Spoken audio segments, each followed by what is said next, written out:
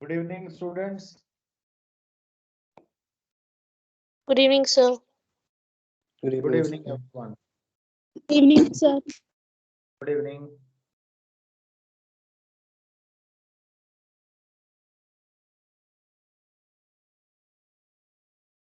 Sir कौन सा chapter करेंगे? Thermal properties.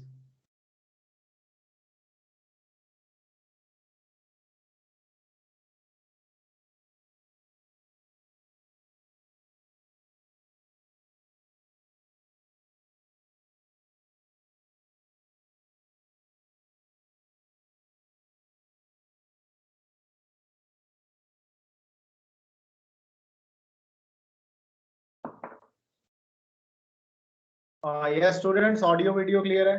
Check करो.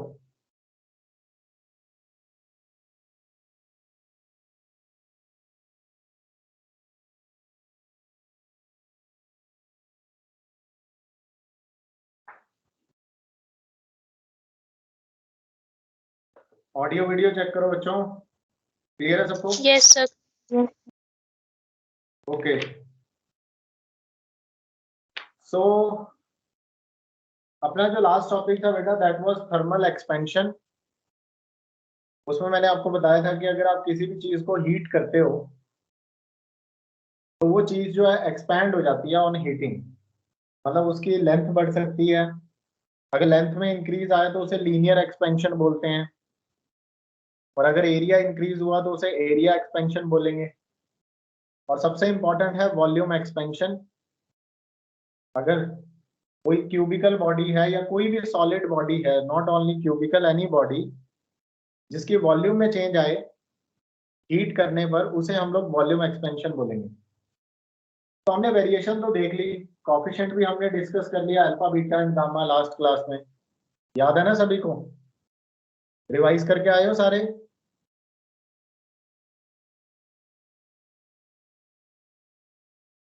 तो बच्चे रिवीजन इंपॉर्टेंट है. कुछ भी सीखना है तो पहले रिवाइज करके आना जरूरी होता है.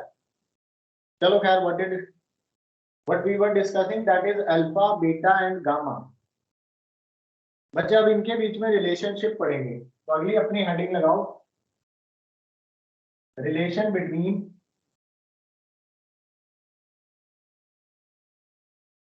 Between alpha beta and gamma. Alpha beta and gamma के बीच में क्या कनेक्टिविटी है ये हम आज पढ़ेंगे. Alpha beta and gamma.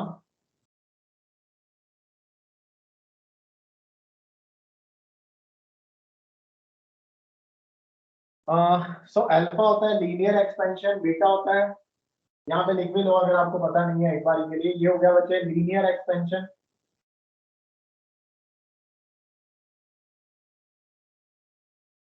Beta हो गया एरिया एक्सपेंशन. और गामा क्या हो गया? गामा हो गया अपने पास वॉल्यूम एक्सपेंशन.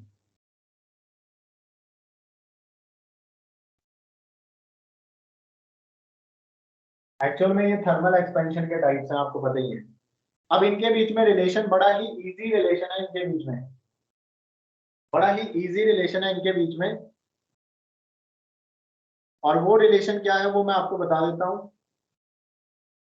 वो आपने लिखना है फॉर अ क्यूबिकल बॉडी. अच्छा, relation between alpha beta and gamma आगे लिख लेना, फॉर अ क्यूबिकल बॉडी. ये प्रॉपर हेडिंग है, फॉर अ क्यूबिकल बॉडी, किसी भी क्यूबिकल बॉडी के लिए. मान लो कि हमारे पास ये क्यूब है, सिर्फ क्यूबिकल बॉडी के लिए बता रहा हूं. मान लो ये हमारे पास एक क्यूब है. इस क्यूब की लेंथ, ब्रेड्थ और हाइट ऑब्वियसली सब कुछ सेम होगा. तो बच्चे इस क्यूब की लेंथ भी एल नॉट है, इस क्यूब की विड्थ भी एल नॉट ही है, और इसकी जो हाइट है वो भी एल नॉट है. अब हमने क्या किया, इस क्यूब को थोड़ा हीट किया. हीट करने के बाद जो नया क्यूब की लेंथ भी बढ़ गई. देखना, ये है क्यूब की लेंथ जो इंक्रीज हो चुकी है, क्यूब की ब्रेड्थ भी बढ़ गई और क्यूब की हाइट भी बढ़ गई. यानी तीनों चीजें क्यूब की इंक्रीज हो गई, लेंथ, ब्रेड्थ और हाइट. तो एक्सपैंड होने के बाद अपना नया क्यूब कुछ इस तरह से बनेगा.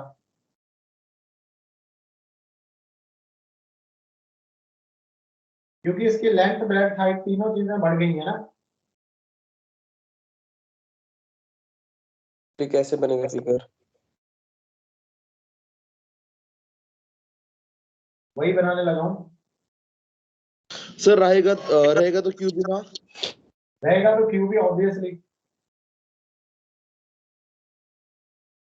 मतलब एक क्यूब के अंदर एक और क्यूब ऐसे हो जाएगा ना, ये वाला क्यूब बनेगा। देखो ध्यान से, देखो क्यूब पहले जो सॉलिड मैंने बनाया है वो पुराना क्यूब है, और अब जो डॉटेड क्यूब बनाया है ये एक्सपैंड होने के बाद है।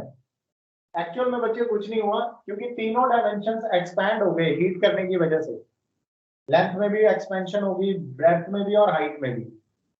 पहले लेंथ एल नॉट थी, अब की बार ये लेंथ हो चुकी है L not plus delta L.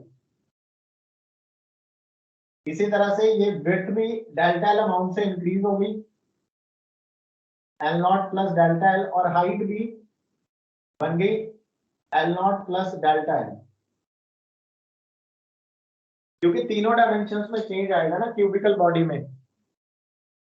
तो अगर बच्चे क्यूबिकल बॉडी है और क्योंकि उसकी तीनों डायमेंशंस इक्वल है, लेंथ ब्रेड्थ और हाइट, तो अगर आप उसे हीट करोगे तो तीनों डायमेंशंस में जो चेंज आएगा वो भी इक्वली होगा, और इवन आफ्टर एक्सपेंशन अभी भी लेंथ सेम ही रहेगी।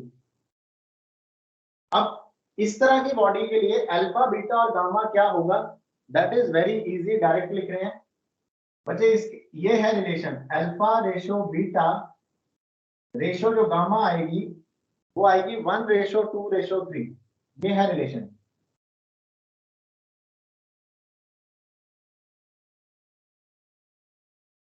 इसका क्या मतलब है? इसका मतलब है कि अगर मैं अल्फा को 1 ले लेता हूं तो बीटा उसका डबल है।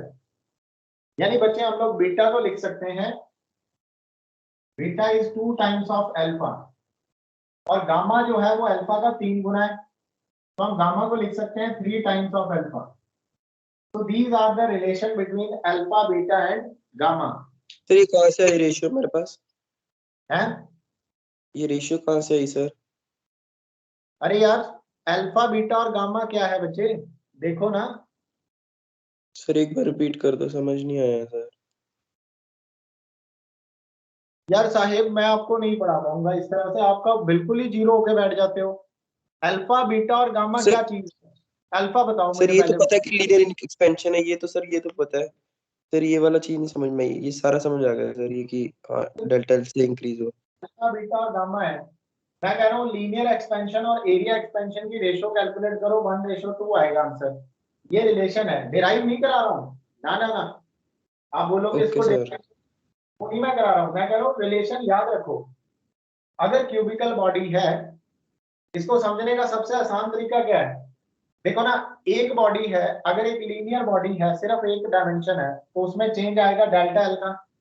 2 डायमेंशन है तो उसमें 2 बार चेंज हो जाएगा, इसलिए बीटा 2 अल्फा है। और तीन डायमेंशन ले लिया, अगर गामा ले लिया तो उसमें 3 बार चेंज आएगा, डेल्टा एल डेल्टा एल और डेल्टा एल। तो गामा अल्फा का 3 गुना हो गया। देखो सीधा सा दिख रहा है ना। अरे अल्फा लीनियर है, बीटा बीटा जो है वो एरिया है, गामा वॉल्यूम है। ये 1 डायमेंशन है, ये 2 डायमेंशनल है, ये 3 डायमेंशनल है। ऑब्वियसली जब तीनों डायमेंशन में चेंज आएगा तो 1 डायमेंशन का 3 गुना होगा ना, अगर बॉडी क्यूबिकल है। हाँ जी स्टूडेंट्स, नहीं आ रही बात समझ आपको?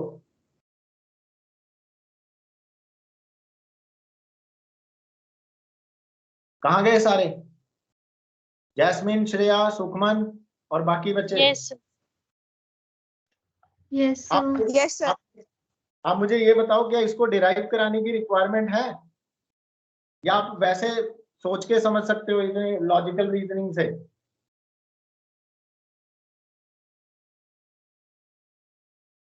सर आपकी मर्जी है। मेरी मर्जी है।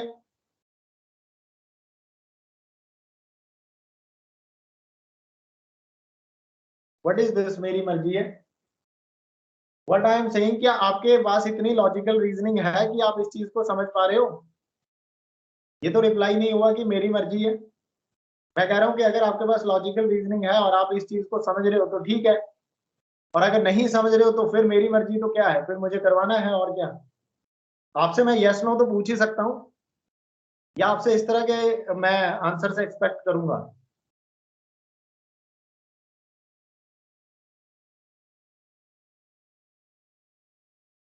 सर आप करवा दो सर एक बार फिर। ठीक है, ओके। पहले इतना नोट कर लो जो लिखा है। सर कर लिया। सर नहीं तो किया। बहुत इजी है। हाँ लिख लो।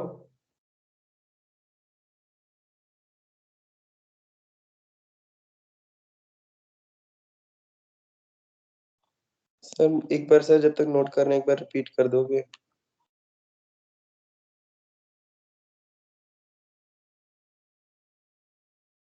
अभी आ जाएगा साहेब, आपको समझ डिराइव कर रहा हूं ना अब मैं, अभी आ जाएगा समझ। सर रहने इसमें तो derivation.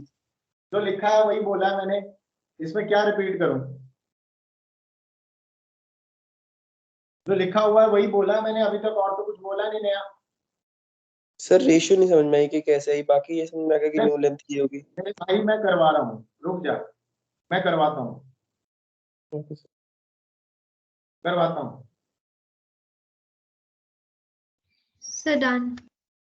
Okay,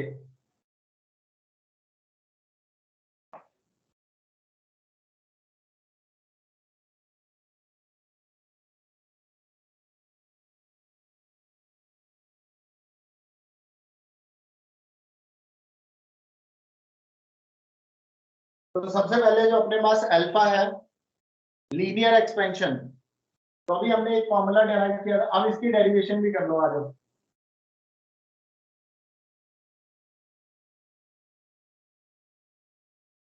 linear expansion L कितना होता है? एल होता है L not 1 plus alpha into delta T. मतलब अगर आप delta T, what is L hair, ये भी याद रख लेना। एल क्या चीज है? एल है L not plus delta L. मतलब पहले जो लेंथ थी वो एल नॉट थी, और डेल्टा टी टेम्परेचर इंक्रीज करने के बाद जो नई लेंथ आ गई वो बन गई एल। ये रिलेशन आप सभी को पता होंगे आराम से। इस रिलेशन को स्क्वायरिंग करो दोनों तरफ। ये सबको पता है ना? यस नो बोलो। Yes yes sir. Sir. Okay, इसकी स्क्वायरिंग करो। Squaring both side. स्क्वायरिंग इसलिए ताकि ये एक से दो डायमेंशन में चले जाएं, हम लोग एक से दो डायमेंशन में चले जाएं। स्क्वायरिंग कर देंगे, ये बन जाएगा एल स्क्वायर, और उस तरफ बनेगा एल नॉट स्क्वायर और 1 plus alpha into delta T का होल स्क्वायर। दोनों तरफ स्क्वायरिंग कर दी। स्क्वायरिंग करने के बाद इस टर्म को ओपन कर देते हैं आइडेंटिटी लगा के। ये बनेगा L square plus L naught square, A plus B whole square is A square plus B square, that means alpha square delta T square plus 2ab, मतलब 2 into 1 into alpha into delta T.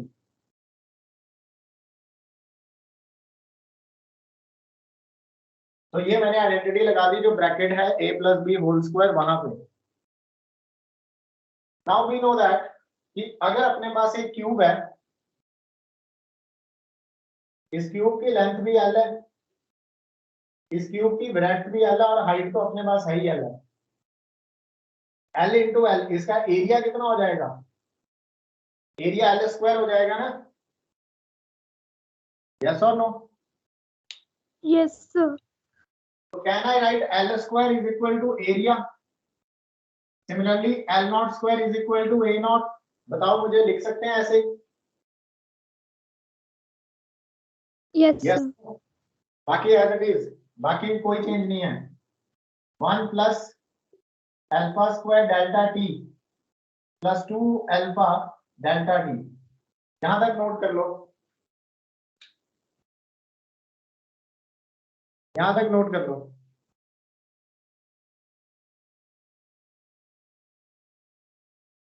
After this step आप एक चीज लिखेंगे, वो मैं लिखवा रहा हूं। ये जो हमारा अल्फा होता है, इसकी वैल्यूज आपको कल याद है, मैंने अल्फा की कुछ वैल्यूज आपको लिखवाई थी। अल्फा वगैरह की जो वैल्यू होती है बहुत ही कम होती है। लाइक अगर मैं अल्फा की बात करूं तो अल्फा 10 रेज़ टू पावर -5 कुछ होता है। इस ऑर्डर का होता है ना अल्फा या कोई भी, यस यस और नो? देखो अल्फा की जो वैल्यू होती है वो समथिंग इनटू यहां कुछ आ जाएगा, लेकिन ऑर्डर यही रहता है। जैसे मैंने आपको एग्जांपल दिया था एल्यूमिनियम और आई थिंक सो क्वार्ट्ज का, एल्यूमिनियम और क्वार्ट्ज का एग्जांपल दिया था। तो अल्फा की वैल्यू तो पहले ही बहुत छोटी है। अगर अल्फा की वैल्यू छोटी है, इस स्टेप के बाद आप लिखोगे as alpha is very small, alpha की वैल्यू तो बहुत ही कम है, विच इम्प्लाइज तो उसका जो स्क्वायर है वो तो उससे भी ज्यादा छोटा है, alpha square is very very small. अगर अल्फा छोटा है तो अल्फा स्क्वायर तो और ज्यादा छोटा होगा, क्योंकि अल्फा 10⁻⁻5 के ऑर्डर का है, इसका स्क्वायर करेंगे तो ये वैल्यू तो और छोटी हो जाएगी। मतलब कि अल्फा पहले से ही इतना छोटा है, आप उसका स्क्वायर करोगे वो और छोटा हो जाएगा, मींस अल्फा स्क्वायर बहुत ही छोटी वैल्यू है। इसीलिए ये वाली जो टर्म है अल्फा स्क्वायर जो टर्म है ये नेग्लेक्ट कर दी जाएगी इस एक्सप्रेशन से। देयरफॉर वी कैन नेग्लेक्ट, क्योंकि अल्फा स्क्वायर छोटा है इसलिए हम लोग क्या नेग्लेक्ट कर सकते हैं, therefore we can neglect alpha square delta T term, ये टर्म हम लोग नेग्लेक्ट कर सकते हैं। यस और नो? यहां तक बताओ, क्लियर है सबको? Yes, sir. Yes, sir. Okay, so now after this अब अपने पास क्या बन जाएगा, ये alpha square delta T term neglect होगी, तो अब हमारे पास बनेगा अगला स्टेप, इसके बाद a is equal to a naught 1 plus ये टर्म तो हमने नेग्लेक्ट कर दी, नेग्लेक्ट करने का मतलब है this term is approximately 0, now we left with 1 plus 2 times of alpha into delta T. Is it clear बच्चों? यहां तक बताओ, क्लियर है सबको? Yes, sir. Yes, sir. Yes, sir. Okay, now कोई मुझे बता सकता है कि एरिया बीटा का क्या एक्सप्रेशन है, बीटा मतलब एरिया के लिए क्या एक्सप्रेशन है? वी नो दैट, ये तो अपनी इक्वेशन नंबर 1 निकाल दी। अब हमें ये तो पहले से ही पता है, वी नो दैट कि एक्सपेंशन के बाद एरिया एक्सपेंशन होता है 1 plus beta into delta T, yes और नो? ये जानते हो आप पहले यस से? हाँ, यस सर तो this is second term. Now अगर आप फर्स्ट और सेकंड को कंपेयर करोगे तो बीटा की वैल्यू कितनी आएगी बताओ मुझे? 2 alpha. 2 2 alpha. 2 alpha. तो beta which implies comparing 1 and 2, 1 और 2 को कंपेयर कर दिया तो बीटा की वैल्यू आएगी 2 times of alpha. What it means कि अगर आप अल्फा और बीटा की रेशियो निकालोगे तो अल्फा और बीटा की रेशियो आएगी 1:2। हाँ जी बच्चों, क्लियर है? अब तो कोई डाउट नहीं होना चाहिए। हाँ जी, Yes, sir. And similarly we can also find out gamma, but क्योंकि ये डेरिवेशन इंपॉर्टेंट नहीं है, सिर्फ आपको रिलेशन याद होना चाहिए, इसलिए मैं डायरेक्ट लिखवा रहा था। क्या अब आपको ये लॉजिकली समझ आ रहा है कि गामा जो आएगा वो 3 टाइम्स आएगा? आ रहा है सबको समझ? इसी स्टेप को अगर आगे फॉलो किया जाए। Yes, sir. Yes, sir. Yes, sir. उसके लिए क्या करना है, अगर आप करना ही चाहते हो तो that I am giving you a hint. Sir अगर आ ही नहीं रहा तो क्या करने का चाहिए? जैसे आपको L is equal to L naught 1 plus alpha delta T पता है, आपने स्क्वायरिंग की तो आपको ये रिजल्ट आया। अगर बच्चे आप दोनों तरफ क्यूब करोगे, अगर दोनों तरफ क्यूब करोगे तो फिर आपको वॉल्यूम वाला आंसर मिलेगा। ये आपके लिए हिंट है, अगर आप करना चाहते हो तो इस तरह से ट्राई कर सकते हो। दोनों तरफ क्यूब करोगे तो फिर आपको एरिया नहीं वॉल्यूम मिलेगी, और फिर से आपको वॉल्यूम का आंसर मिलेगा कि गामा जो है वो 3 टाइम्स ऑफ अल्फा है। हाँ जी, समझ के आ रही है नहीं? यस और no? Yes. Yes, sir. Yes, sir. Yes, sir.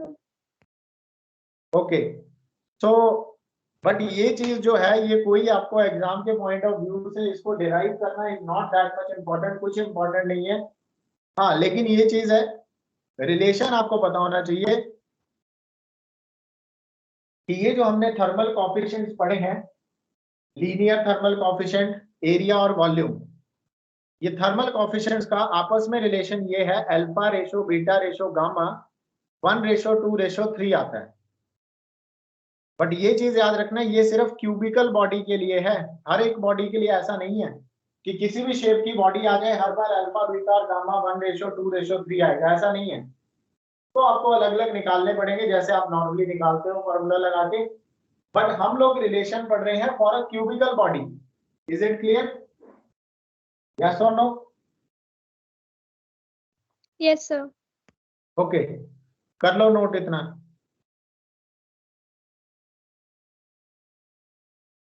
And हमेशा रिवाइज करके आया करो चीजों को, तभी आप लिंक कर पाओगे। बिना रिवीजन के तो हमेशा आपके डाउट्स पे डाउट्स आते रहेंगे और ऐसे डाउट्स होंगे जो जिसका कोई बेस नहीं होगा। तो इट्स इम्पोर्टेंट कि आप रिवाइज करके आओ पहले चीजें। चलो इट्स ओके। अगले टर्म अगली जो चीज है वो करेंगे अब स्टार्ट।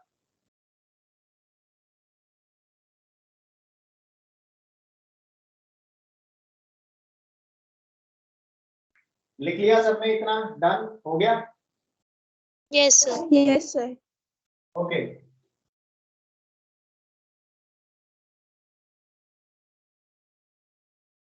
नाउ जो नेक्स्ट टर्म है बच्चे, that is variation of density with the temperature.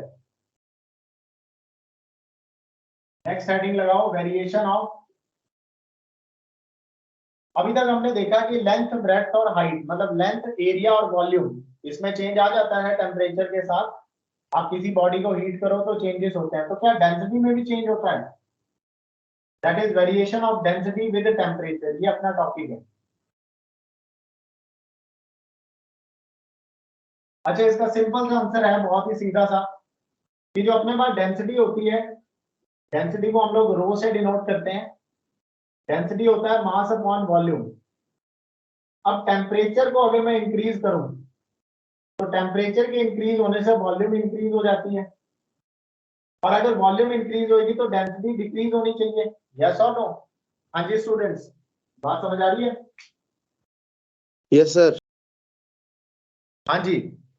तो एक्चुअल में होगा भी ऐसे ही, variation of density with temperature यही होगा कि अगर आप टेम्परेचर इंक्रीज करोगे तो वॉल्यूम बढ़ेगी, और वॉल्यूम बढ़ने से डेंसिटी कम हो जाएगी, क्योंकि वॉल्यूम और डेंसिटी इनवर्सली डिपेंडेंट है।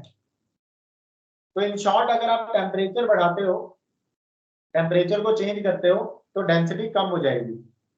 तो ये है variation of density with temperature. बाकी हम लोग इसको करते हैं। तो मान लेते हैं हम लोग, सर ये नोट करना है। नहीं ये तो मैंने वैसे ही मतलब एक तरह से एक शॉर्ट वे में आपको समझा दिया कि डेंसिटी किस तरह से वेरी करती है। एक्सपेरिमेंटल वेरिएशन कैसी है वो समझते हैं हम लोग। सबसे पहले आप लिखोगे लेट V1 एंड V2, ये हमने वॉल्यूम ले ली। Let V1 and V2 be the volumes of a body, be the volumes of a body. एक बॉडी की वॉल्यूम है ये V1 एंड V2, एक ही बॉडी की वॉल्यूम है अलग अलग टेम्परेचर पर। B the volumes of a body at temperature T1 and T2 respectively। T1 temperature पर वॉल्यूम V1 है और T2 टेम्परेचर पर वॉल्यूम V2 है। और वो ऑब्वियसली टेम्परेचर के साथ वॉल्यूम में तो चेंज आ ही जाता है। तो क्या मैं, अब देखना, final volume V2 is equal to initial volume V1 1 plus gamma into delta T। बताओ किस किस को ये इक्वेशन समझ आ रही है? हाँ जी सुखमन, आपको इक्वेशन समझ आई है? सर V2 Yes, ओरिजिनल है sir. क्या? हाँ जी, क्या कह रहे हो, रिपीट करो। तो V2 फाइनल है ना यहाँ पे? हाँ, V2 फाइनल वॉल्यूम है। इक्वेशन जो मैंने लिखी है वो समझ आ रही है? Yes, sir. Yes sir.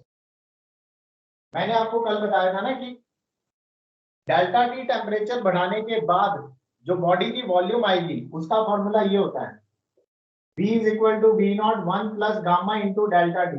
और आप बड़े अच्छे रिस्पॉन्स कर रहे थे कल। अगर बॉडी की वॉल्यूम V नॉट से बढ़कर V हो जाती है तो ये इक्वेशन है। अगर उसका गामा उसका एक्सपेंशन कोएफिशिएंट है तो अभी मैंने V और V नॉट की बजाय V1 और V2 ले लिया। अब अपनी वॉल्यूम पहले V1 थी और अब इंक्रीज होकर V2 हो गई, तो इक्वेशन ये बन जाएगी जो लिखी है। ये चीज आपकी समझ में आनी चाहिए, वरना कोई फायदा नहीं है चैप्टर पढ़ने का। आ रही है ये इक्वेशन समझ? हाँ जी, यस yes, sir. अंडरस्टूड।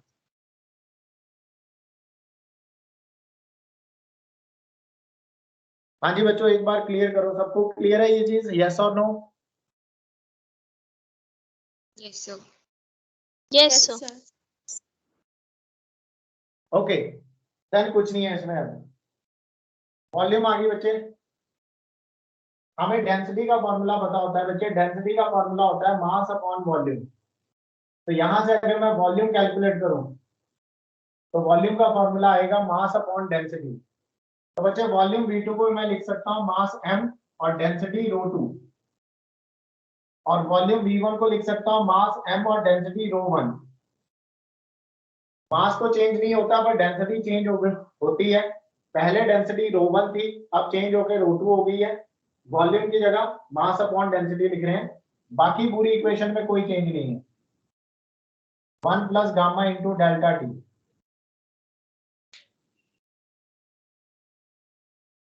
हाँ जी स्टूडेंट्स, यहां तक लिख लो पहले, फिर आगे चलते हैं।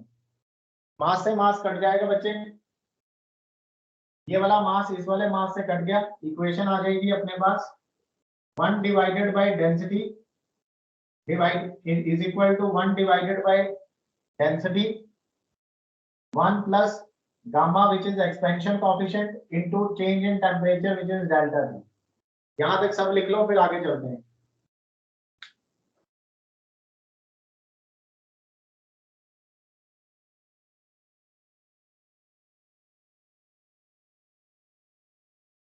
ये आपने, किसी ने मुझसे ये पूछा था बहुत टाइम पहले, साहेब आपने पूछा था मुझसे कि सर डेंसिटी की कैसे वेरिएशन होती है टेम्परेचर के साथ, पूछा था ना आपने? यस सर पूछा था।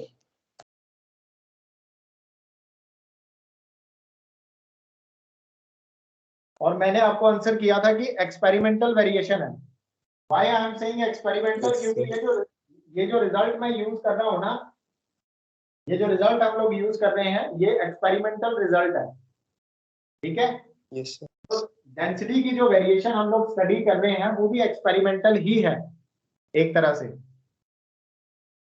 वैसे हमने एक फटाफट मैंने वेरिएशन बता दी आपको शॉर्ट वे में कि टेम्परेचर के बढ़ाने से वॉल्यूम बढ़ेगी और वॉल्यूम के बढ़ने से डेंसिटी कम होएगी। इन शॉर्ट सर लेकिन एग्जैक्टली तो ऐसे होता है ना एक्सपेरिमेंटली, मतलब मेनली।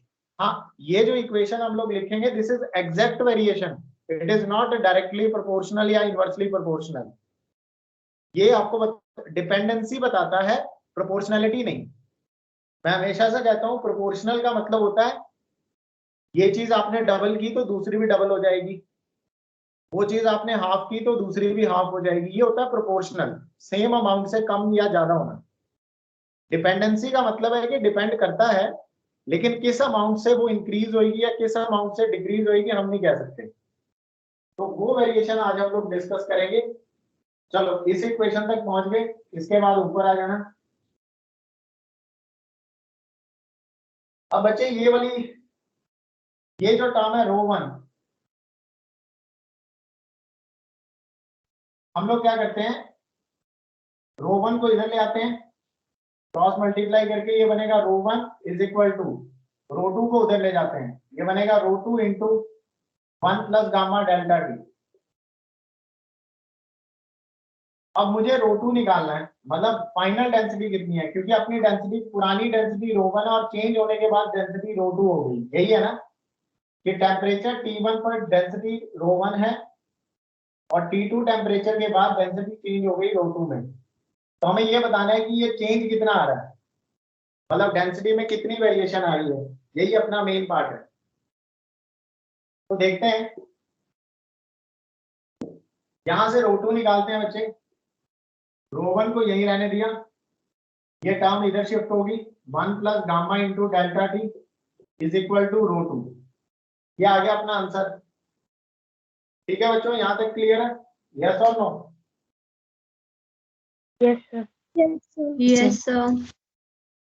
ओके, अभी ये रिजल्ट भी थोड़ा सा हम इसको और थोड़ा सा सिंप्लीफाई कर लेते हैं। Rho 1 into 1 plus gamma into delta T raise to power -1 is equal to rho 2। बताओ ये स्टेप समझ आ गया? और जिसको नहीं आया वो बता Yes. दें।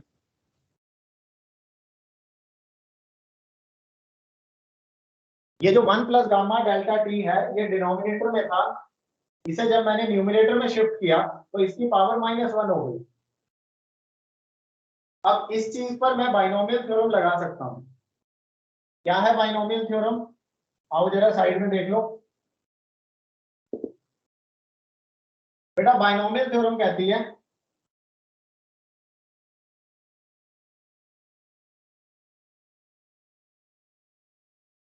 बाइनोमियल थ्योरम कहती है 1 plus x raise to power n का जो फॉर्मूला है वो है 1 प्लस nx। अगर अपनी N into x minus value 1 से बहुत छोटी है, if x is very very smaller than 1, then 1 plus x raised to power n का जो फॉर्मूला है वो है 1 plus nx। अब ये चीज यहाँ अप्लाई की जा सकती है। ये रहा 1 प्लस x की जगह ये पूरी चीज है गामा डेल्टा टी, और n की जगह पावर की जगह है -1। और क्योंकि गामा बहुत छोटी चीज है, 1 से बहुत छोटा है, इसलिए हम लोग कह सकते हैं कि ये जो फैक्टर है गामा डेल्टा टी ये 1 से बहुत छोटा है। तो कोई चीज अगर 1 से बहुत छोटी है, गामा डेल्टा टी 1 से बहुत छोटा है, तो आप लिखोगे as gamma into delta T is very very smaller than 1। तो Your therefore, screen is paused. हाँ जी बच्चों, स्क्रीन पॉज हो गई है? No, sir. No, sir. कोई पॉज नहीं हो No, रही। sir. Voice is breaking. मैं ये आपको समझा रहा था कि x की वैल्यू अगर 1 से काफी छोटी है तो बाइनोमियल थ्योरम का ये रिजल्ट आप यूज कर सकते हो। और कंडीशन ये है कि x Sir, 1 screen pause हो रही है and voice crack हो रही है. सर एकदम सही है, सही है सर एकदम। No, sir. सर उसका नेट खराब है। आपका नेट खराब होगा, रिकॉर्डेड देख लेना आप। तो gamma into delta T is very very less than 1। तो देयरफॉर Sir, ये कैसे आया? Less than 1 कैसे हुआ? बाइनोमियल थ्योरम से लगाया, बाइनोमियल थ्योरम लगाइए। Gamma into delta T is very very less than 1। अरे बच्चे, मैंने बताया ना कि अल्फा बीटा और गामा, ये जो अपने एक्सपेंशन कोएफिशिएंट है ये बहुत छोटे हैं, ये 10 रेज़ टू पावर -5 ऑर्डर के हैं बच्चे, यानी ये 1 से बहुत छोटी वैल्यू है। ठीक है, चाहे वो गामा हो, अल्फा हो, बीटा हो, कोई भी एक्सपेंशन कोएफिशिएंट है, सबकी वैल्यू 1 से बहुत छोटी है। तो ये टर्म भी 1 से छोटी है, और जब ये टर्म 1 से छोटी आ जाएगी तो इस पर बाइनोमियल थ्योरम लगा सकते हैं। तो इस वाली ब्रैकेट पे 1 plus x raise to power -1 की फॉर्म में ये आ रहा है, तो इस पे बाइनोमियल थ्योरम लगा दी। अच्छा बच्चों, बाइनोमियल थ्योरम लगाएंगे तो therefore by using binomial theorem कोई बता सकता है क्या रिजल्ट आएगा? Sir, 1 plus Excuse me, nx plus n into n minus 1. Sir, 1 minus gamma 1 to delta factorial t. x square. हाँ, जिस बच्चे ने, किसी ने बोला है 1 minus gamma delta T, that is very very, that is बिल्कुल करेक्ट है वो, that is right answer. 1 minus gamma delta T आएगा बच्चे। देखो फॉर्मूला है 1 प्लस एन एक्स, एन की वैल्यू -1 रखोगे तो यहाँ 1 माइनस हो जाएगा ना, -1 वैल्यू रखने पे एन की वैल्यू -1 है, तो अपने पास जो रिजल्ट आएगा वो ये आएगा बच्चे, रो 1 प्लस एन की जगह क्या रखेंगे, -1 रखेंगे, तो यहाँ पे माइनस आ जाएगा और आंसर आ जाएगा gamma into delta T is equal to rho 2। यानी बच्चे ये अपने पास फाइनल रिजल्ट आ गया। आप इसको ऐसे लिख सकते हो कि रो 2 को पहले लिख लो, rho 2 is equal to rho one minus gamma delta T.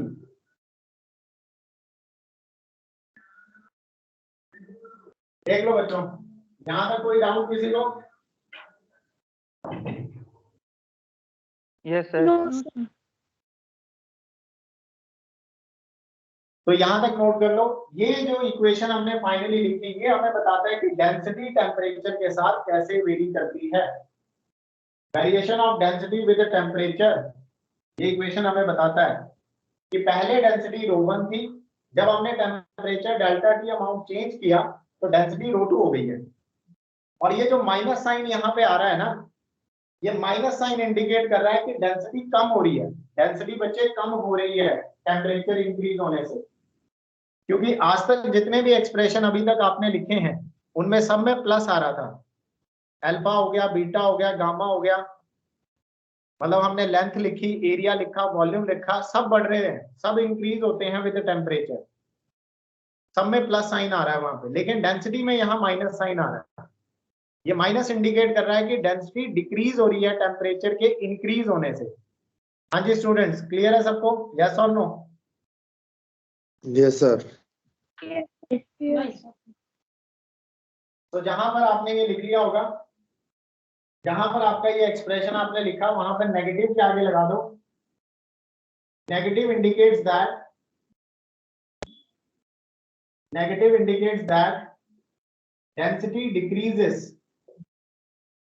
density decreases with increase in temperature। Density किसी भी सॉलिड की या किसी भी बॉडी की डेंसिटी कम हो जाएगी अगर आप टेम्परेचर बढ़ा दोगे। Decreases with increase in temperature.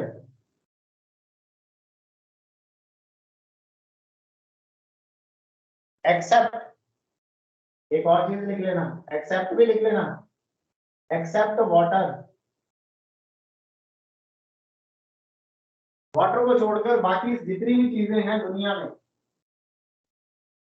Water को छोड़कर बाकी जितनी भी चीजें हैं दुनिया में, वो डेंसिटी की वेरिएशन इस फॉर्मूला से लेके आते हैं कि डेंसिटी डिक्रीज होती है टेम्परेचर के इंक्रीज होने से, और वेरिएशन इस फॉर्मूला के अकॉर्डिंग है। वाटर को छोड़ के, वाटर का एक्सेप्शनल बिहेवियर है। ठीक है बच्चों, क्लियर है सबको? सो वाटर की डेंसिटी चेंज नहीं होती? नहीं होती है, लेकिन according to this formula change नहीं होती। ठीक है? Yes sir. वाटर का जो बिहेवियर है वो एक्सेप्शनल बिहेवियर है। यहां तक नोट कर लो, अगला टॉपिक यही है, हो जाए तो मुझे बता देना। Sir, लिख लिया सर। ओके, आई होप सबको समझ आ रहा है। मैं कोई स्पीड में नहीं करा रहा हूं, नॉर्मल स्पीड से काम चल रहा है। तो अगली हेडिंग लगाओ, the anomalous behaviour of water.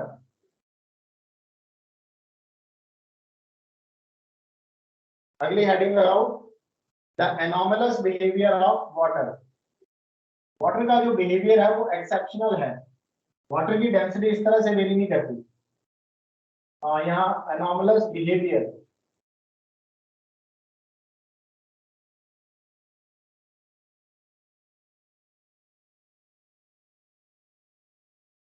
The anomalous behaviour of water.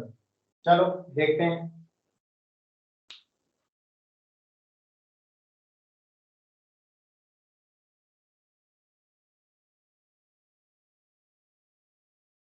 तो इसमें आप लिखोगे, पॉइंट वाइज लिखते हैं।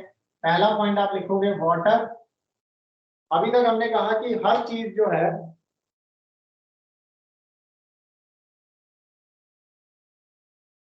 अभी तक हमने कहा कि वॉल्यूम जो है ना, लाइक वॉल्यूम, अगर आप देखोगे वॉल्यूम की बात करें तो हम लोग कहते हैं हर चीज की वॉल्यूम इंक्रीज हो रही है टेम्परेचर के इंक्रीज होने से, कि जब आप टेम्परेचर बढ़ाओगे तो वॉल्यूम इंक्रीज होती है। लेकिन वाटर में ऐसा नहीं होता।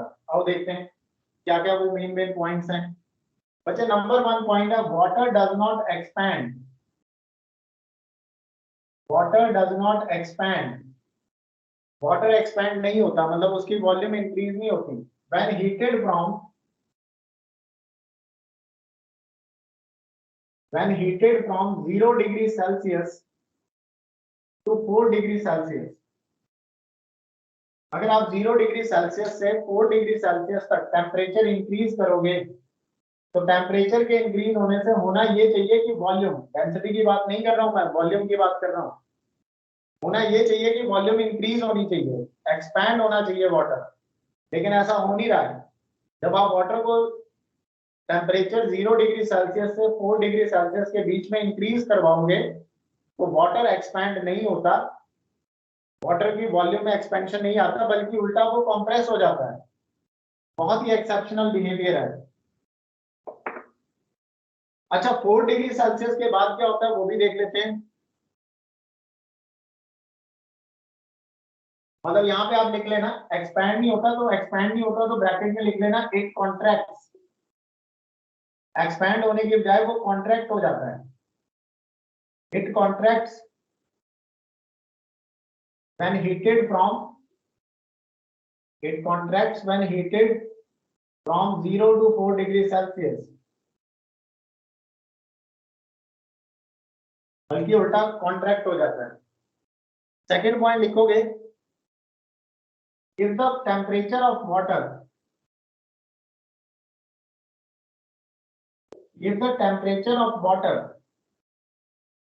अगर हम लोग 4 डिग्री सेल्सियस से भी ज्यादा इंक्रीज करेंगे, if the temperature of water is increased beyond 4 degree Celsius, if temperature of water is increased beyond 4 degree Celsius, then it expands, तो बच्चे ये एक्सपैंड हो जाता है वाटर। मतलब बड़ा ही अनयूजुअल बिहेवियर है, then it expands। इसी को हम लोग एनॉमलस बिहेवियर कहते हैं। तो क्या बच्चों आपको इसका रीजन पता है? क्योंकि आपको केमिस्ट्री में भी ये जरूर आता होगा, एनॉमलस बिहेवियर ऑफ वाटर पढ़ा है आपने? Hydrogen bond sir, because of H bonding। Very good, it is because of hydrogen bonding. Water molecule एक पोलर मॉलिक्यूल है, बहुत बढ़िया, शाबाश। ये जो एनॉमलस बिहेवियर है ये हाइड्रोजन बॉन्डिंग की वजह से है। आगे लिख लेना, रीजन ऑफ एक्सेप्शनल बिहेवियर या anomalous behaviour, reason of anomalous behaviour is hydrogen bonding. अब ये हाइड्रोजन बॉन्डिंग क्या चीज है ये आपको अच्छे से पता होगा, मैं नहीं बता रहा, ना ही अपना काम है ये। तो हाइड्रोजन बॉन्डिंग की वजह से वाटर एक पोलर मॉलिक्यूल है और पोलर मॉलिक्यूल्स में हाइड्रोजन बॉन्डिंग जो है 3 मटेरियल प्रेफर करते हैं। हाइड्रोजन बॉन्डिंग की कंडीशन है ये, फोन जो है, फोन वर्ड से याद रखो, फोन से क्लोरीन, ऑक्सीजन और नाइट्रोजन, ये 3 ऐसे एलिमेंट्स हैं जो हाइड्रोजन बॉन्डिंग प्रेफर करते हैं। ठीक है बच्चे, और वाटर में ऑक्सीजन आता है तो ये भी और अगर इसको हाइड्रोजन मिल जाए तो हाइड्रोजन बॉन्डिंग करेगा। इसी तरह अगर फ्लोरीन को हाइड्रोजन मिल जाए तो वो भी हाइड्रोजन बॉन्डिंग करेगा, या नाइट्रोजन को हाइड्रोजन मिल जाए तो वो भी हाइड्रोजन बॉन्डिंग करेगा। तो फोन वर्ड से याद रखो, फ्लोरीन, ऑक्सीजन और नाइट्रोजन, इनके अलावा और कोई हाइड्रोजन बॉन्डिंग नहीं कर सकता, क्योंकि हाइड्रोजन बॉन्डिंग के लिए एक तो साइज छोटा होना चाहिए, फ्लोरीन, ऑक्सीजन और नाइट्रोजन तीनों का साइज छोटा है, ऊपर से एलिमेंट इलेक्ट्रॉन नेगेटिव होना चाहिए, और ये तीनों बड़े अच्छे इलेक्ट्रॉन नेगेटिव एलिमेंट्स। तो इन दोनों कंडीशंस को जो भी फुलफिल करता है वो हाइड्रोजन बॉन्डिंग करता है, और वाटर में ये चीज है, ऑक्सीजन प्रेजेंट है, इसलिए वो हाइड्रोजन बॉन्डिंग करता है। हाँ जी बच्चों, यहाँ तक क्लियर है सबको? कोई doubt? No sir. No, sir. Okay. Actual में जब आप हीट कर रहे होते हो तो ये जो हाइड्रोजन बॉन्ड है ना, ये अट्रैक्टिव होता तो ये वीक बॉन्ड ही है। Hydrogen bond is a weak bond, strong नहीं होता। तो स्टार्टिंग में ऐसा हो रहा है कि जब आप हीट कर रहे हो तो हाइड्रोजन बॉन्ड जो है वो अट्रैक्ट करता है मॉलिक्यूल्स को, क्लोज लेके आता है। एक्चुअल में जो बॉन्डिंग है इसमें वो भी, ये भी 2 तरह की होती है, इंटरमॉलिक्यूलर और इंट्रामॉलिक्यूलर। आई होप आपको पता होगा बच्चों, है ना? Yes, sir. एक वाटर का मॉलिक्यूल दूसरे वाटर मॉलिक्यूल्स को दूसरे वाटर मॉलिक्यूल के साथ करता है। अच्छा इतना लिख लो, पहले लिख लिया ये,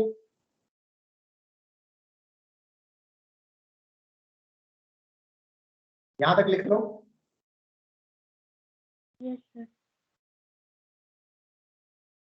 हालांकि मैं इतना अच्छा नहीं हूँ केमिस्ट्री में, तो फिर भी थोड़ा सा आपको क्लियर कर ही देता हूँ। सबसे पहले अपना क्या है, जैसे कि अपना हाइड्रोजन है, यहाँ ऑक्सीजन है और ये रहा हाइड्रोजन, ये H2O मॉलिक्यूल है, ये एक मॉलिक्यूल है। दूसरा एक और मॉलिक्यूल ले लेते हैं, हाइड्रोजन, ऑक्सीजन और हाइड्रोजन। अब देखो ये वाला ऑक्सीजन जो है इस वाले हाइड्रोजन के साथ दूसरे मॉलिक्यूल के साथ, ये अपना एक मॉलिक्यूल है, वाटर मॉलिक्यूल नंबर 1, और ये हो गया वाटर मॉलिक्यूल नंबर 2। तो होगा ये कि वाटर का एक मॉलिक्यूल दूसरे वाटर मॉलिक्यूल के साथ हाइड्रोजन बॉन्डिंग बना लेगा। ऑक्सीजन कर सकता है ऐसा, इसलिए इसने बना लिया। ऐसे ये वाला हाइड्रोजन किसी तीसरे मॉलिक्यूल के साथ बॉन्ड बना रहा होगा, ये वाला हाइड्रोजन किसी चौथे मॉलिक्यूल के साथ बॉन्ड बना रहा होगा। तो इस तरह से बॉन्डिंग रहती है पूरे के पूरे वाटर के अंदर, क्योंकि उसके अंदर बहुत सारे मॉलिक्यूल्स हैं। अब ये बॉन्डिंग अट्रैक्टिव नेचर की होती है, जिस वजह से कॉन्ट्रैक्शन होती है। Are you getting my point? Contract क्यों हो रहा है?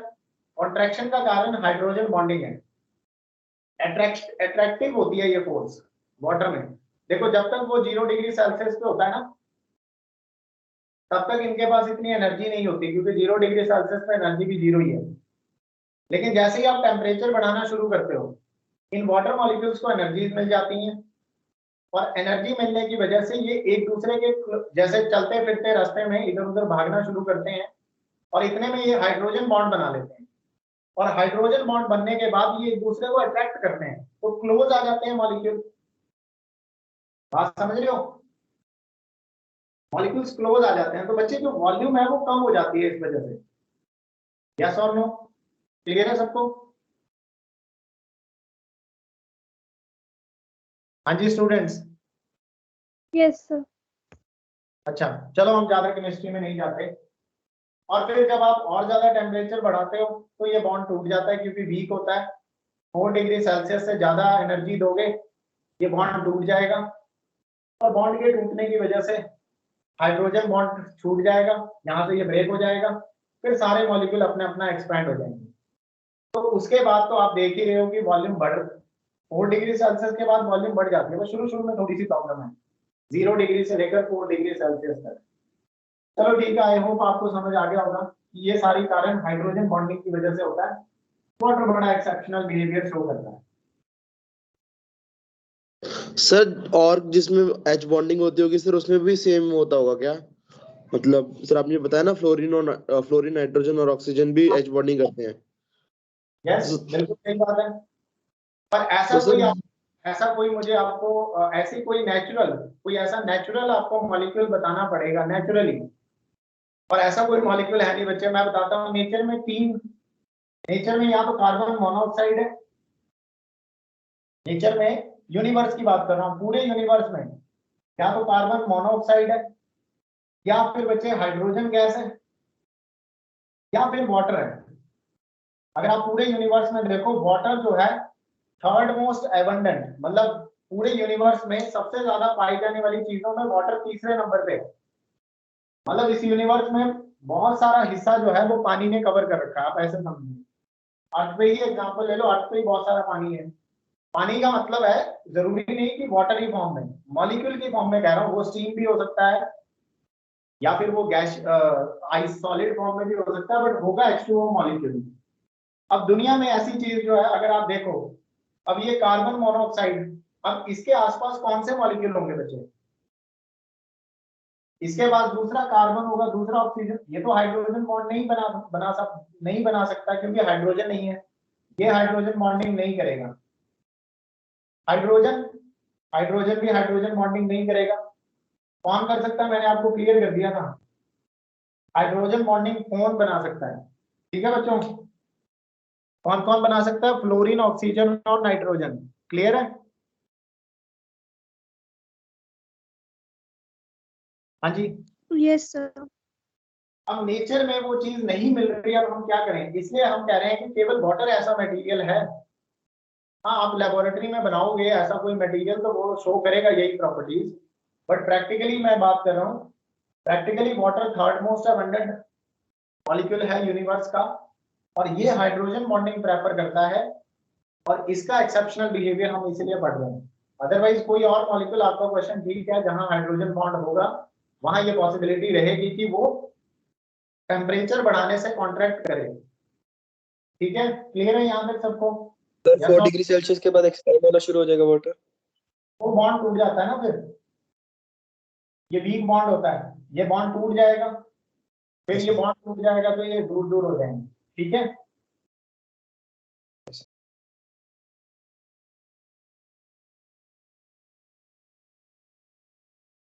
सर आप केमिस्ट्री पढ़ाया करो। हाँ जरूर। अच्छा, इसके बाद अपने पास आता है बच्चे वेरिएशन। मेरी केमिस्ट्री बहुत गंदी है, मैं सच बता रहा हूँ, ये 2-3 चीजें ही आती हैं बस मुझे। सर अच्छे से समझ आ गया सर, आज तक समझ नहीं आया था सर, आप आज समझ आ गया सर। ठीक है ठीक है, मेरी केमिस्ट्री बहुत बुरी है, मैं सच बता रहा हूँ। आपको पता है मेरी केमिस्ट्री में 89 मार्क्स थे +2 बोर्ड्स में, और फिजिक्स में 71 मार्क्स थे, लेकिन मेरी फिजिक्स अच्छी है, जो मुझे फील होता है खुद को, बाकी आप लोग जानो।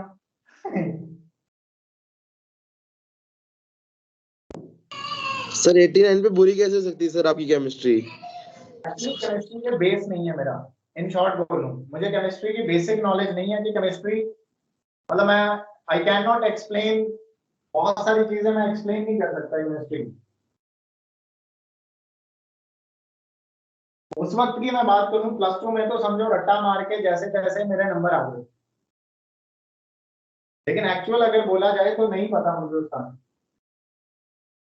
एक चीज मैं आपको यहाँ मैसेज भी दे रहा हूँ कि मार्क्स मैटर नहीं करते, 71 मार्क्स हैं मेरे, मतलब कम नंबर है देखो फिजिक्स में, लेकिन फिजिक्स का ही टीचर बनिया बैठा हुआ है यहाँ पे अब। तो it depends on your interest कि आप कितना ज्यादा इंटरेस्ट लेते हैं किसी सब्जेक्ट में, अकॉर्डिंगली आप उस सब्जेक्ट में, जरूरी नहीं कि उसमें मार्क्स आपके आए, जरूरी होता है कि आपको उसकी चीजें समझ आनी चाहिए, और दैट इज मोर इम्पोर्टेंट, यही काम आएगा। +1 +2 में लाइक मेरी फिजिक्स अच्छी थी, वो मेरे मार्क्स नहीं आए क्योंकि मैं हमेशा से जोर डालता था कि चीजें समझ में आए, और चीजें समझ आने के बाद वो चीज मेरे काम आई बाद में। तो यस लास्ट सर। में मेरी, बाद में मैंने अपनी हायर एजुकेशन सारी फिजिक्स में कंटिन्यू की, क्योंकि मुझे लग रहा था कि मैं फिजिक्स ही कर सकता हूँ और कोई सब्जेक्ट नहीं कर सकता, तो मार्क्स मतलब कहीं नहीं होते। हाँ, लेकिन ये है कि हम तो सर पढ़ेंगे ही नहीं, मार्क्स नहीं लेके हमें, बस सर ने कह दिया मार्क्स इंपॉर्टेंट नहीं, पढ़ना इंपॉर्टेंट है। चलो खैर, अगला हेडिंग हम लोग लगा रहे हैं, हेडिंग नहीं है, इसी का सब पार्ट है, that is variation of volume of water, variation of volume of water. कहां से? Variation of volume of water with increase in temperature. तो एक ग्राफ बनाएंगे। Excuse me sir. हाँ जी बच्चे। सर जो पिछला टॉपिक आप करा रहे थे उसके बस 3 ही पॉइंट्स है, उसके आगे नहीं लिखना, सो आफ्टर 4 डिग्री सेल्सियस। हाँ, एक चीज मैंने ये बता, उसमें ये बताना है कि 0 से 4 डिग्री सेल्सियस के बीच में कॉन्ट्रैक्ट होता है वाटर, और 4 डिग्री सेल्सियस के बाद एक्सपैंड होता है, इसी को अनोमलस बिहेवियर कहते हैं वाटर का, और इसका रीजन है हाइड्रोजन बॉन्डिंग, वो मैंने एक्सप्लेन कर दिया। ठीक है बच्चे? हाँ, आपको नहीं बताना है कि प्रॉपर डिटेल में नहीं बताना है, जैसे मैं बता रहा था आपको, एक्सप्लेन कर रहा था, प्रॉपर डिटेल में नहीं बताना। ठीक है, बस अगर सर आपको डायरेक्टली ये, हाँ सर डायरेक्टली एच बॉन्डिंग लिख सकते हैं ना? हाँ, डायरेक्टली एच बॉन्डिंग लिख सकते हो, बस ये कहना है कि हाइड्रोजन बॉन्डिंग बना रहा है, इस वजह से ऐसा हो रहा है। बाकी आपको पता होना चाहिए अपने आप को कि हाँ, मुझे समझ में आती है चीजें कि हाइड्रोजन बॉन्ड ऐसी क्या चीज है। उसके लिए पहले तो हाइड्रोजन बॉन्ड को समझो। हाइड्रोजन बॉन्ड कौन बना सकता है? मैंने पहले ही बता दिया आपको, फ्लोरीन, ऑक्सीजन और नाइट्रोजन बना सकते हैं, क्योंकि हाइड्रोजन बॉन्ड बनाने की अपनी कंडीशंस हैं। और यूनिवर्स में ऐसा एक ही सब्सटेंस है हमारे पास जो हाइड्रोजन बॉन्ड नेचुरल तरीके से बना रहा है। हाँ, इसके बाद अल्कोहल वगैरह और भी हैं, लेकिन मोस्ट अबंडेंट जो चीजें हैं वो वाटर है, इसलिए हम लोग वाटर पे ज्यादा करते हैं। अच्छा, वेरिएशन की हेडिंग लगाओ, इसमें ग्राफ बनाना है हमने। ये वाटर का ही है बच्चे, ये वही टॉपिक है। यहाँ पर लेंगे हम लोग वॉल्यूम, और इस एक्सिस में हम लोग ले रहे हैं टेम्परेचर। शुरू में वाटर की वॉल्यूम ज्यादा थी, जब टेम्परेचर अपना 0 था, वाटर की वॉल्यूम ये थी। फिर बच्चे वाटर, जैसे हमने टेम्परेचर को बढ़ाया, वाटर की जो वॉल्यूम है वो कम होना शुरू हो गई, और वाटर की वॉल्यूम हो गई यहाँ 4 डिग्री सेल्सियस पर। देखो वाटर की वॉल्यूम कम हो गई है, डाउन आ गई। फिर इसके बाद अगर मैं टेम्परेचर बढ़ाऊं तो वाटर की वॉल्यूम फिर से बढ़ेगी। मतलब सबसे कम वॉल्यूम कहाँ है बच्चे वाटर की? सबसे कम 4 वॉल्यूम क्या है? Degree Celsius. 4 degree Celsius. 4 degree Celsius पर सबसे मिनिमम वॉल्यूम है। ये जो पॉइंट है यहाँ पर, this is minimum volume of water, minimum volume of water, we minimum of water. 4 degree Celsius पर वाटर की वॉल्यूम मिनिमम है। वॉल्यूम मिनिमम है, या फिर आप कह सकते हो डेंसिटी मैक्सिमम है, क्योंकि वॉल्यूम का उल्टा होता है ना डेंसिटी। तो density of water is maximum. 4 degree Celsius पर डेंसिटी ऑफ वाटर मैक्सिमम होती है। तो अब ये चीज डायरेक्ट रट्टा मार लो कि वाटर की डेंसिटी मैक्सिमम 4 डिग्री सेल्सियस पर होती है। पहले भी हमने कभी इसको यूज किया था शायद, ठीक है? यस सर, पीछे यूज किया था। और ये इसका कारण है हाइड्रोजन बॉन्डिंग। बस इतना ही आपको लिखना है। तो आपने ये हेडिंग लगा दी होगी, variation of volume of water with increase in temperature. Graph आपके सामने है, ये ग्राफ आपने बना लेना है।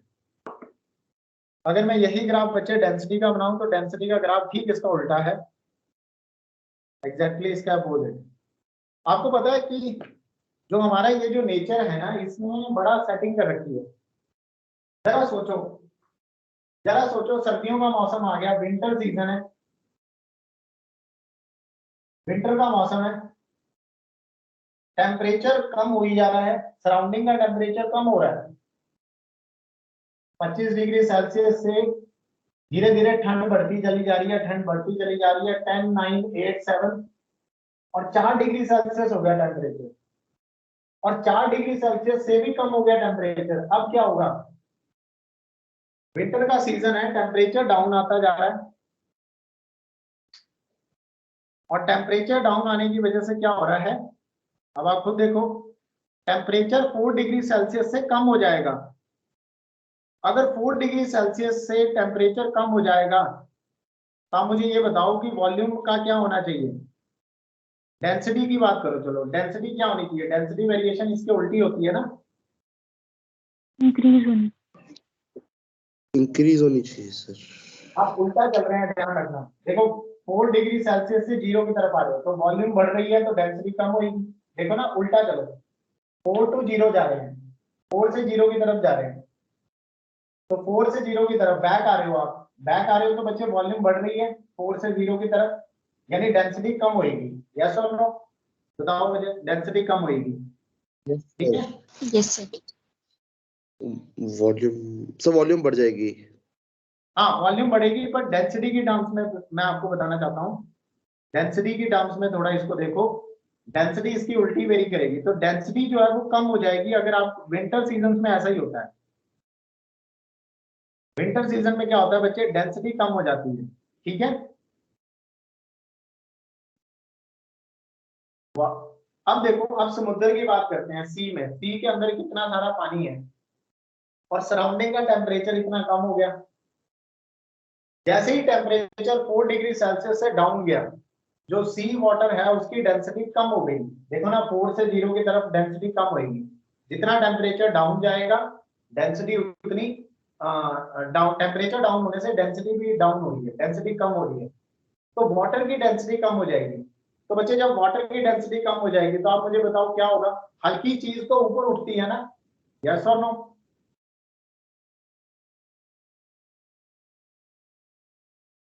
Yes sir. सर एक वापस रिपीट करना सर, क्या पूछा आपने? हाँ, चलो मैं, ये तो आपने बना लिया, सबने ये बना लिया। Yes, sir. Yes, sir. sir. हाँ सर अगर यहाँ टेम्परेचर इंक्रीज होगा तो डेंसिटी क्या होगी?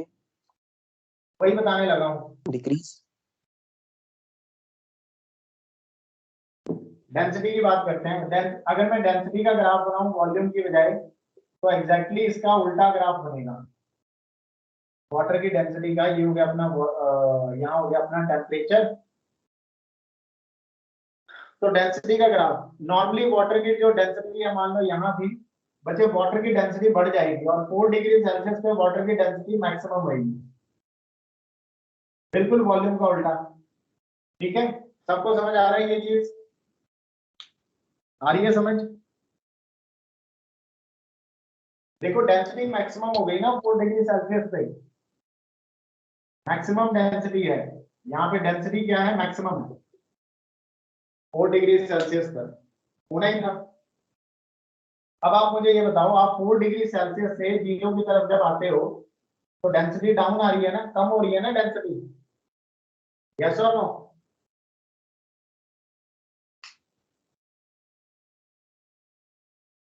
Yes sir. Yes.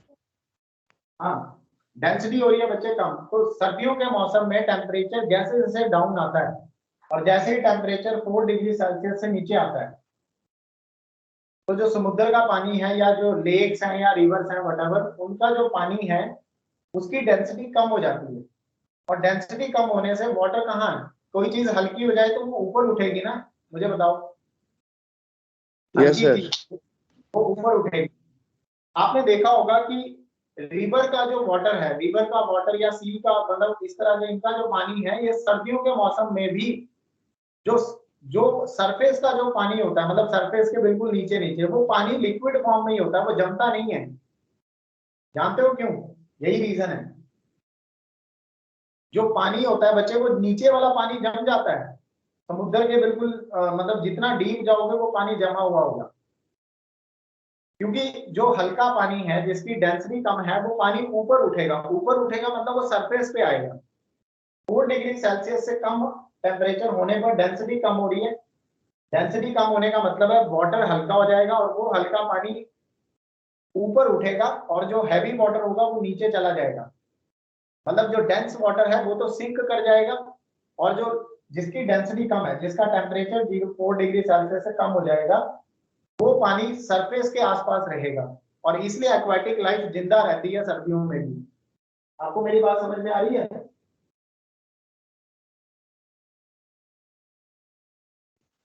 Yes, sir.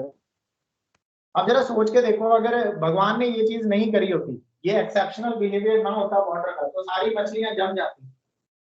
सारी की सारी मछलियां या जो भी एक्वाटिक लाइफ है वो जम चुकी होती, अगर ये इस तरह का बिहेवियर एक्सेप्शन ना शो करता। मतलब हम बोलते हैं कि हम टेम्परेचर कम करी जा रहे हैं, डेंसिटी बढ़ती ही चली जा रही है, बढ़ती ही चली जा रही है, तो इस हिसाब से तो पूरा समुद्र जम जाएगा और उसके अंदर रहने वाली सारी एक्वाटिक लाइफ भी जम जाएगी, बर्फ के अंदर ही जम जाएगी वो तो। लेकिन ऐसा होता नहीं है। देखो नेचर ने किस तरह से हील कर रखा है इस चीज को, कि 4 डिग्री सेल्सियस से कम अगर टेम्परेचर हो जाए तो वाटर की डेंसिटी बढ़ने की बजाय कम होना शुरू हो जाती है। यानी जो लेस डेंस वाटर है वो वाटर ऊपर आ जाएगा। अब जिसकी डेंसिटी कम है, कम डेंस वाले पानी में अपनी एक्वाटिक लाइफ जो है वो मतलब यू कैन से दैट कि वो अलाइव रहेगी, जिंदा रहेगी। समझ रहे हो ना? सर zero जिसकी डेंसिटी ज्यादा होगी सर वो फ्लोट करेगा कि नीचे जाएगा? फ्लोट क्या करेगा बच्चे? वो तो नीचे चला जाएगा ना, हैवी चीज नीचे गिर जाएगी। सर 0 के बाद पीछे क्या होगा सर? मतलब अगर सर टेम्परेचर माइनस में है तो फिर जम जाएगा, फिर जम जाता है। सर डेंसिटी में पूछ रहा हूँ सर, मैं डेंसिटी बढ़ेगी सर? 0 डिग्री सेल्सियस से नीचे यस सर। डिक्रीज होगी सर। ये मुझे नहीं पता, मैं आपको सर्च करके बताऊंगा। इसके नीचे इससे भी कम टेम्परेचर हुआ तो क्या होना चाहिए, ये मैं अभी आपको आंसर नहीं कर सकता। ठीक है, बता दूंगा लेकिन। क्योंकि सर मैंने जो देखा है लेकिन कि आपने सर तो बोला था कि अगर 4 से अगर नीचे होगी तो डेंसिटी डिक्रीज होगी। नहीं उसका अभी देखना पड़ेगा ना, उसके पीछे रीजन के साथ मैं लेके आऊंगा आंसर इसका, ऐसे नहीं मैं बता सकता कि क्या होगा। मतलब अगर टेम्परेचर 0 से भी नीचे चला जाए, जैसे नॉर्मली बहुत सारी जगहों पे ऐसा होता है कि टेम्परेचर -20 -30 डिग्री सेल्सियस तक भी जाते हैं, 40 तक भी होता है। तो ऐसे टेम्परेचर पर जाकर पानी का क्या हाल होगा देखते हैं, ठीक है। सर जो आप ये कह रहे थे कि हाँ ऊपर सर सरफेस पे सर मतलब लेस डेंस होता है सर, ऊपर पानी पानी रहता है और नीचे जमा होता है सर, तो सर ये 0 के बाद की बात कर रहे हो कि 0 to 4 के बीच की बात कर रहे हो? देखो ना, मोस्टली जो टेम्परेचर रहता है ना, आप देखो ज्यादातर टेम्परेचर, बच्चे वाटर का टेम्परेचर की बात कर रहा हूँ, सराउंडिंग का नहीं, ये भी ध्यान देना है ना। यस सर, वाटर की बात कर। वाटर के टेम्परेचर की बात करनी है। सराउंडिंग का टेम्परेचर 0 से कम हो जाता है, लेकिन जो वाटर का टेम्परेचर है वो 0 से नीचे चला जाए, ये क्वेश्चन वैलिड है, ये मैं देखूंगा कि क्या कारण है इसका, क्या होगा। लेकिन जो नॉर्मली जो वाटर का टेम्परेचर रहता है नेचर में, जैसे लेक्स या रिवर में, तो वो 0 डिग्री सेल्सियस से नीचे जाता भी है या नहीं जाता, ये बहुत कम चांसेस होते हैं कि 0 से नीचे चला जाए। बाकी देखेंगे किसी किसी जगह पर कहाँ ऐसा होता है, लेकिन मोस्टली इस रेंज में आ जाता है वाटर का टेम्परेचर। सर जो अभी आपने केस बताया जिसमें आपने कहा था कि अगर सर जैसे लेस डेंस होगा विंटर्स में सर, डिक्रीज होगी डेंसिटी टेम्परेचर के डिक्रीज होने से, सर उसमें आप 4 to 0 की बात कर रहे हो कि 0 से नीचे की भी बात कर रहे हो? 4 to 0 की बात कर रहा हूँ, 0 से नीचे मैंने बोला ना कि मुझे नहीं पता 0 के नीचे क्या होना है, ये मैं बता ओके दूंगा सर। क्या होगा। अगर वाटर का टेम्परेचर 0 से नीचे भी चला जाए तो क्या होगा, बट 4 से सर एक लेके क्वेश्चन 4 से सर मैं लेके बात कर रहा हूँ।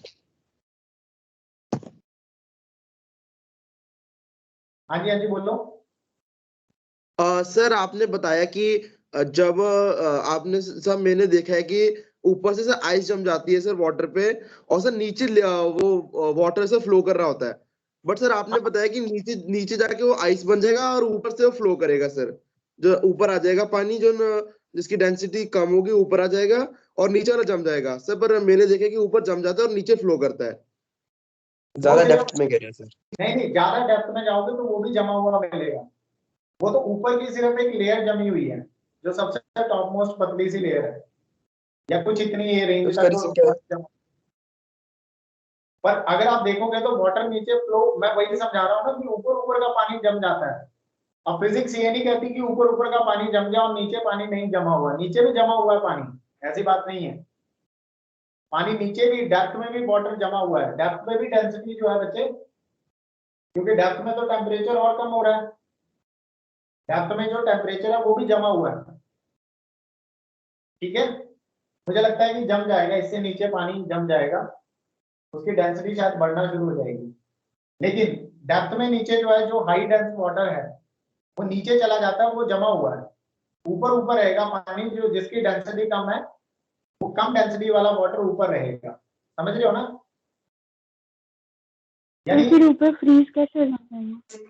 ऊपर की लेयर, ये लेयर जमी हुई है, इसके नीचे यहाँ पानी है जिसकी डेंसिटी कम है, और जो ज्यादा डेंसिटी वाला वाटर है, यानी जो जमा हुआ पानी है, वो डेप्थ में भी जमा हुआ, और एक्वेटिक लाइफ यहाँ पर जिंदा रहती है, समझ रहे हो, विंटर सीजन में इस रीजन में, क्योंकि यहाँ डेंसिटी सर इसकी लो है। ऊपर जो जमी है उसका रीजन क्या है?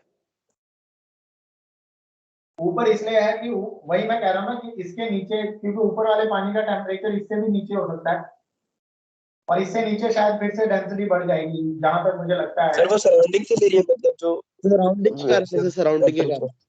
सराउंडिंग के कारण है सर। वो सराउंडिंग का भी आ गया ना, उसका डायरेक्ट कांटेक्ट है सराउंडिंग के साथ, तो उसका टेम्परेचर सीधा एकदम डाउन हो जाएगा, तो वो 0 से नीचे हो सकता है जिस वक्त से वो फ्रीज हो चुका है पानी, ठीक है। उसका टेम्परेचर जो है 0 से नीचे चला गया ना, वो फ्रीज हो चुका है पानी, ठीक है बच्चे। सर वो फ्रीज हो चुका है तो मतलब सर डेंसिटी कांस्टेंट ही रहेगी? उसके बाद वो कांस्टेंट रहेगी, फ्रीज हो चुका है एक बार, हाँ फिर वो, सर फ्रीज यस, होने के बाद वो कांस्टेंट ही हो जाती है डेंसिटी? हाँ और सर ये सही।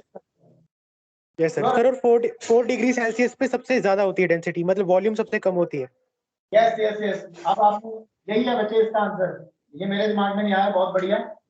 एक्चुअली यही है, क्योंकि अगर फ्रीजिंग पॉइंट आ गया फिर तो डेंसिटी कांस्टेंट हो जाएगी ना। इससे कम अगर आप टेम्परेचर करोगे, क्योंकि ये फ्रीज हो चुका है, वाटर 0 डिग्री सेल्सियस पे आ गया, अब तो वो फ्रीज ही हो चुका है, उसकी डेंसिटी अब कांस्टेंट हो जाएगी, इसके नीचे कुछ नहीं होना। सही आंसर बताया आपने। और सर जब 4 डिग्री सेल्सियस से ज्यादा होगी with increase in temperature sir density will decrease sir, हाँ, density क्योंकि सर वॉल्यूम इंक्रीज होगा। यस यस यस, बिल्कुल। सर ये सिर्फ वाटर में ही होता है ना? हाँ, नॉन वाटर की बात कर रहा हूँ सर, वाटर में ऐसा होता है। अब ये बात आपकी सही है कि इसके बाद तो डेंसिटी 0 डिग्री सेल्सियस से नीचे डेंसिटी फिक्स हो जाएगी, वो अब फिर वो वेरी नहीं करेगी, इंडिपेंडेंट हो जाएगी। 0 डिग्री कम टेम्परेचर पे डेंसिटी फिक्स हो जाएगी, इतनी रह जाएगी।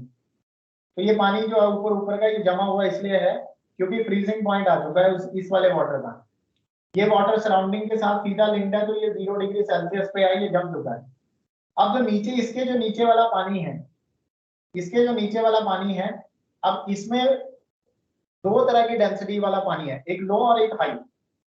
तो जो हाई डेंसिटी वाला वाटर है वो नीचे नीचे जाके एक तरह से जमा हुआ है, क्योंकि उसकी डेंसिटी ज्यादा है, तो दैट इज सिमिलर टू कि वो उसकी डेंसिटी ज्यादा पूरी तरह सॉलिड तो नहीं होगा, बट उसकी डेंसिटी गाढ़ा पानी होगा वो, ठीक।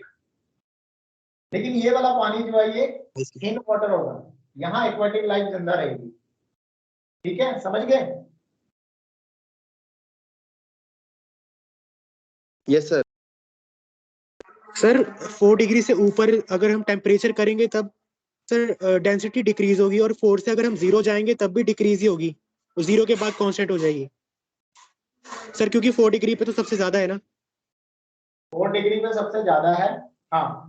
सर अगर 4 से 0 करेंगे तब भी डिक्रीज ही होगी। हाँ बिल्कुल, अगर 4 अगर से 0 करोगे तब भी डिक्रीज होगी, 4 से आगे ज्यादा करोगे करेंगे तब भी डिक्रीज होगी, हाँ जी तब भी डिक्रीज होगी। 4 पे जो है मैक्सिमम है, ठीक है। और 0 के बाद कांस्टेंट हो जाएगी।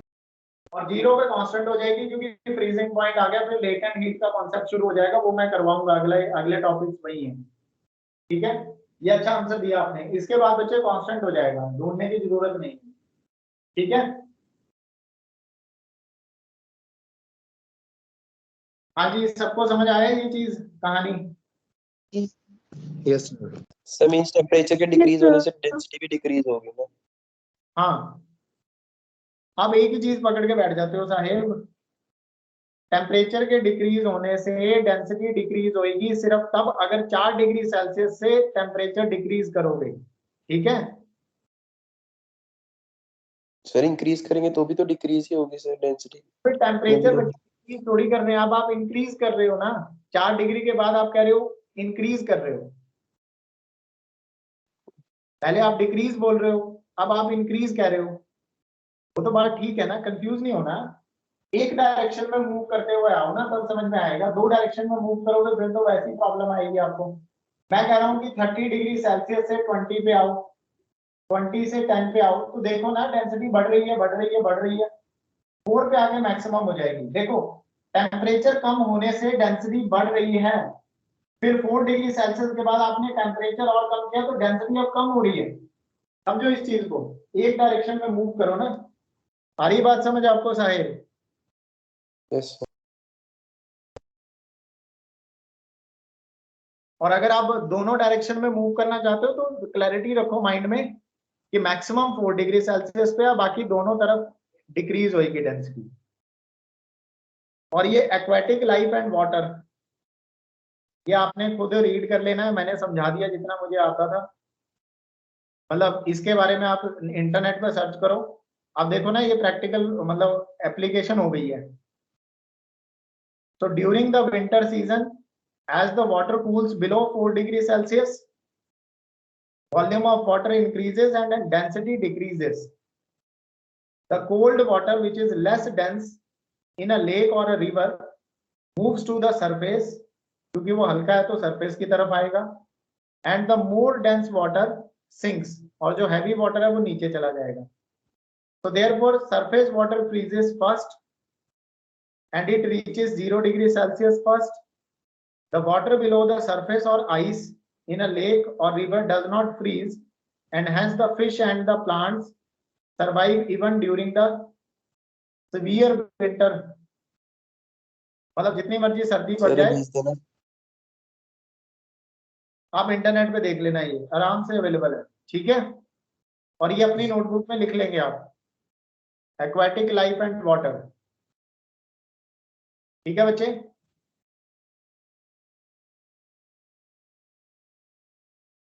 अरे मलाई खाने की मत सोचो साहिब, थोड़ा सर्च करना चाहिए आपको या सभी को, यस सर, यस सर। ठीक है। इंटरनेट इतना अच्छा सोर्स है, आप देखो इस चीज को, ओके।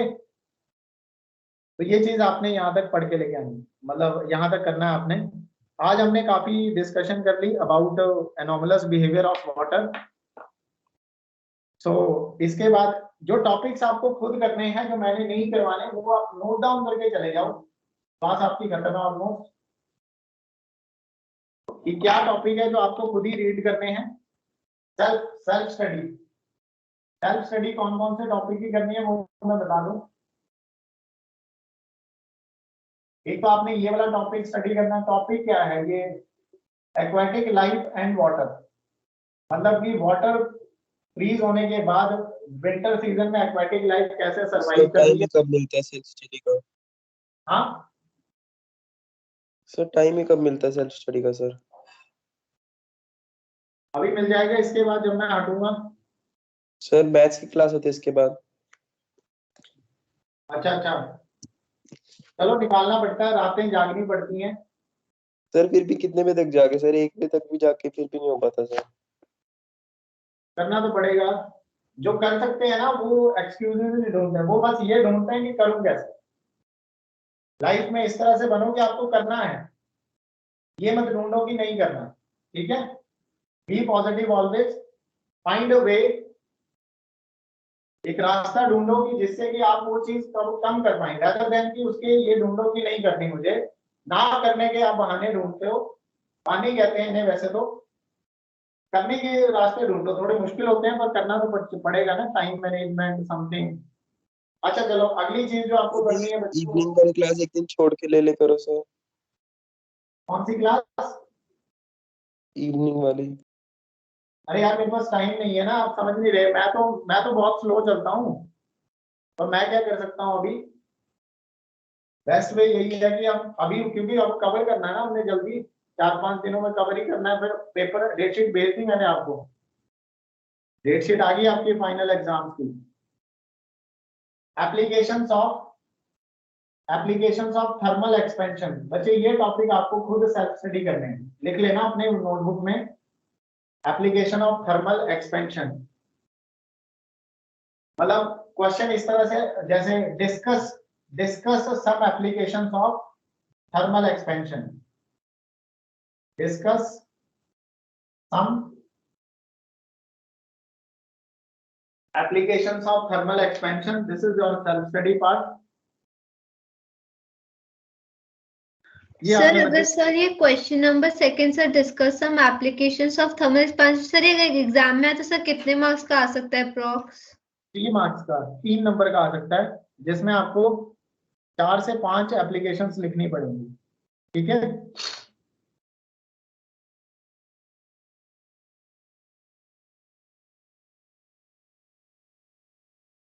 बहुत इजी एप्लीकेशंस है इसकी। जैसे सर्दियों में मतलब जो पोल्स होते हैं उस पे जो वायर्स लगाते हैं हम लोग, उसे ढीला छोड़ते हैं क्योंकि सर्दियों में वो वायर कॉन्ट्रैक्ट हो जाती है। कॉन्ट्रैक्ट होने की वजह से वो टूट ना जाए, इसलिए उसे टाइटली नहीं बांधते, थोड़ा लूज छोड़ते हैं। जैसे एक पोल से लेकर ये वाला पोल है और ये वाला पोल है, इस पोल के बीच में वायर को ढीला छोड़ के रखते हैं। जब विंटर सीजन आएगा वायर कॉन्ट्रैक्ट होगी, अगर मैं इसको टाइटली बांध दूं तो विंटर सीजन आएगा वायर कॉन्ट्रैक्ट क्यों होती है? क्या कह रहे हो कॉन्ट्रैक्ट क्यों होती है यहाँ पे? यार? चैप्टर पढ़ रहे हो ना आप ये। टेम्परेचर डाउन आ जाता है, देखो टेम्परेचर के इंक्रीज होने से एक्सपेंशन होती है, तो जब टेम्परेचर डाउन आएगा तो कंप्रेशन हो जाएगी ना, ओके ठीक है। तो सर्दियों के मौसम में क्या होगा, विंटर्स में ये वायर कॉन्ट्रैक्ट हो जाएगी जिससे ये ब्रेक हो जाएगी। तो एक एप्लीकेशन तो ये जो वायर है इसको लूज लूज लूज छोड़ते हैं हम लोग, ताकि सर्दियों में जब ये कॉन्ट्रैक्ट करे तो भी ये ब्रेक ना हो। इस तरह की एप्लीकेशंस हैं, बड़ी आराम से आप समझ सकते हो। तो ये सब आपने कर सर इतनी कितनी कॉन्ट्रैक्ट होगी कि टूट ही जाएगी? हाँ हो सकती है ना बच्चे, अगर आपने मान लो ये एकदम एकदम टाइट करके बांध दी, तो जैसे ही ये कॉन्ट्रैक्ट होएगी तो ऑब्वियसली गैप तो नहीं कम हो रहा, वायर छोटी पड़ गई तो वो टूटेगी ना फिर, यस और नो? सर मतलब बहुत ज्यादा कॉन्ट्रैक्ट हो जाती है वायर। हाँ सर्दियों के मौसम में होता है ना ऐसा कि अगर ज्यादा ज्यादा विंटर हो जाए, मतलब टेम्परेचर डाउन आ जाए, तो फिर कॉन्ट्रैक्शन हो जाती है वायर में। सर ये वायर के ऊपर डिपेंड करता है सर, कौन सी वायर है। मटेरियल पे तो डिपेंड करता ही है, यू आर राइट, वो तो है ही है बच्चे। बट पॉसिबिलिटी समझो ना आप, कॉन्ट्रैक्ट तो होएगी ना वायर और टूट सकती है फिर, इसलिए एक एप्लीकेशन ये होगी, ठीक है। Yes sir. ऐसे ऐसे और भी एप्लीकेशंस हैं, तो आपने ये सारी एप्लीकेशन जो है मतलब ये खुद सेल्फ स्टडी करनी है, ये लिख लो टॉपिक, एंड देन आज की क्लास इतनी ही करेंगे। किसी को कुछ और पूछना है?